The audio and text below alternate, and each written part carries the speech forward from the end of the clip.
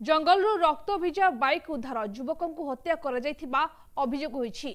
बलांगीर जिला सैंतला थाना बेलगा फांडी अधीनस्थ घुनसर युक्त 3 कॉलेज निकट जंगलरू एक रक्त भिजा बाइक सह चप्पल जबत होईछि। तेबे बाइकटी नुआपड़ा गाँवर लेम्बो साहूको बोली जना पड़िछि।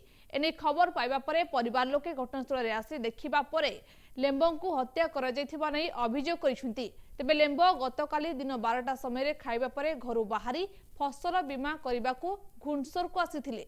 तेबे से राति रे घर को फेरी नथिबा बेले परिवार लोके खोजाखोजी करी पाई नथिले। तेबे आज घुनसर युक्त 3 कॉलेज निकट जंगलरू एक रक्त भिजा बाइक सह चप्पल जबत होइथिबा खबर मिलिबा परे परिवार लोके पहुंची यह लेम्बो बोली चेष्टा चिन्हट करिसुंती।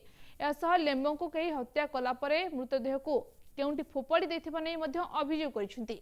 अभियोग पई सैंतला पुलिस और बेलगां फांडी पुलिस घटनास्थल रे पहुंची साइंटिफिक टीम सह तदंत आरंभ करिसुंती। हत्या जे घटनाटा तो आमे स्वर ने पावर काना हला आनी करी ने खाली रक्त देखनु गाड़ी देखनु तापर केनाडा नेले से जिनिसटा जे आमे ने देखि पारबा। हत्या जे बोले पीटी छत आर केनाडा नै छत तो आरो हमके संदेह लागुचे माने जेन पिला बइतिला से पिला एटा पीटी छी। मर्डर इन्शुरेंस कर जे बोली गले मर्डर कर दिछन बाटे आर हम मर्डर कर जे बोली संदेह चालछि। बोले आमे सकालो घुनसर तम घुनसर जोथनो आरो देखा पाइनो आमे काली ठान नोट नोट करी एबे जाउथनो घुनसर आरो गाड़ी देखा पारा तापर एला लोक बागा आछन आरो